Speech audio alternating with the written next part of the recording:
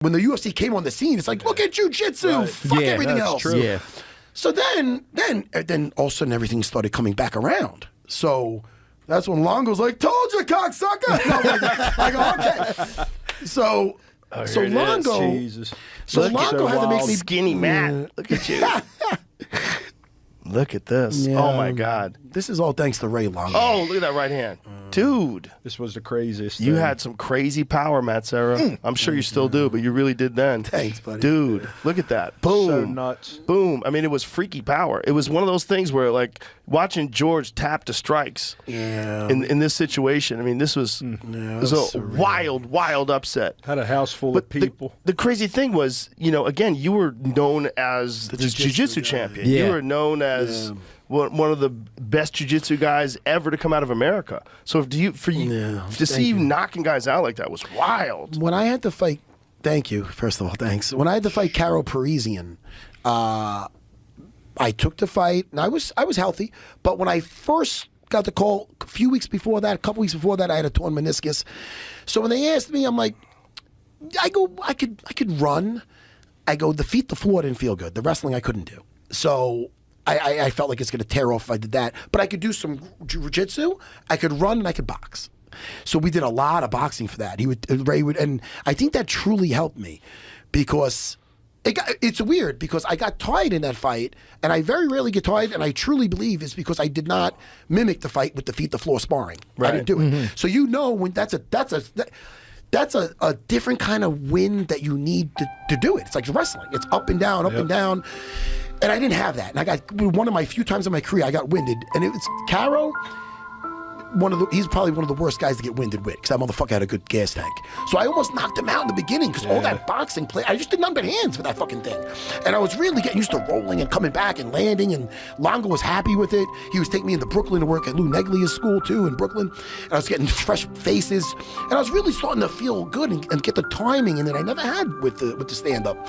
So where I fucked up with, I had him hurt. I had him up against the fucking thing. He got a fucking judo grip inside my fucking pants. You see me go to the ref. He's got a grip. And by that time, he weathered it. Started to shoot my load. Got tired. It went the way it went. That got me into the tough house, which led to good things. But two things. The one, when I got him hurt, I didn't line that shit up. You know what I'm saying? I was just fucking... Yeah. So when I hurt George, Longo pointed to that. He goes, when you hurt him, manage your distance. Keep your distance, manage, and line it up. And that's what we did. And a couple of things Longo had me doing he had me having a fucking ball, like a medicine ball, kind of. It was rubber, but it was heavy. And he would have me just throw it during the circuit training, even after sparring. 25 times! That's his fucking head! Bro! So I'm throwing the fucking thing. So fucking Longo really made me believe that I could fucking stand with this guy.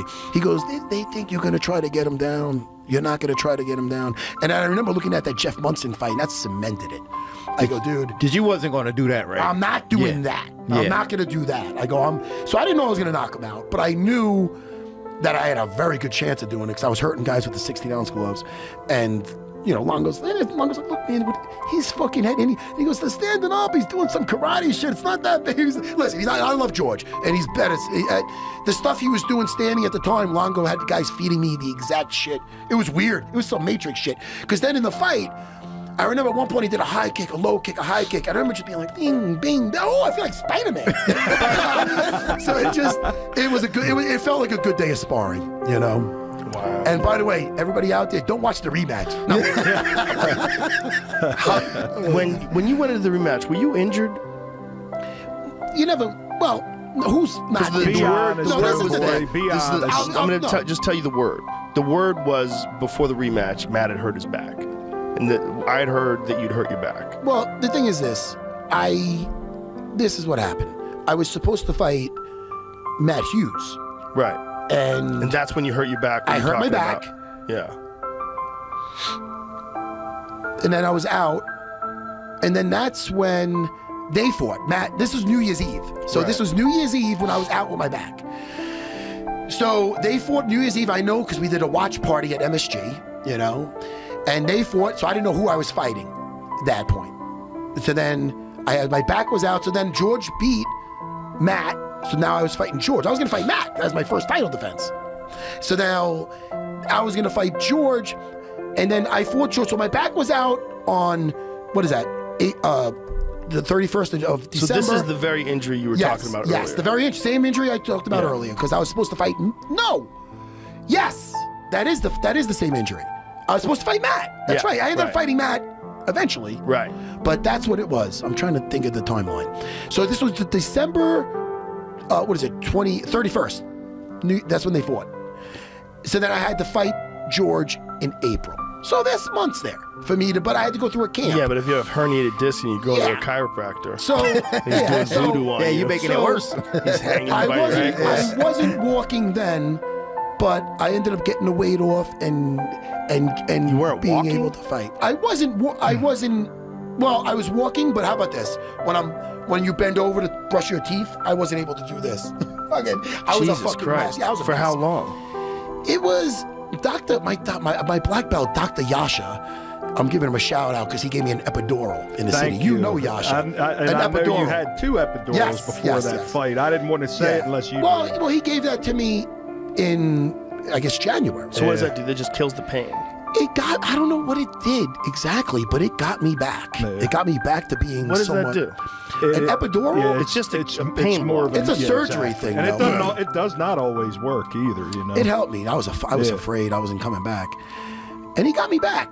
You know, But that's what they do with women. That's when when they have give babies. birth. That's Yeah. 100%. Keeps them. So Yeah. what is Well, I it? had it for Epidural. sciatica. I've had the shots. Provides in my back. anesthesia that creates a band of numbness from your belly button to your upper legs. It allows you to be awake and alert through labor.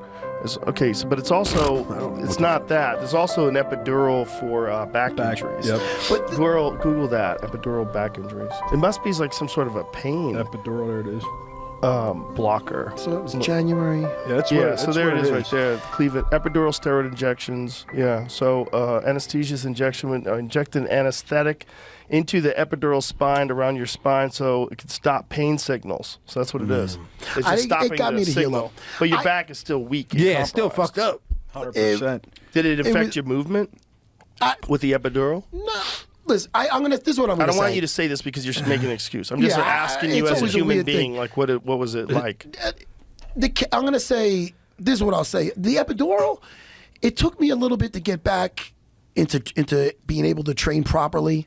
But you got to think, I got to that fight. It wasn't my best camp, but I got there, and I showed up, and I took my shot, and I signed the dotted line, and I feel George was so on point that night.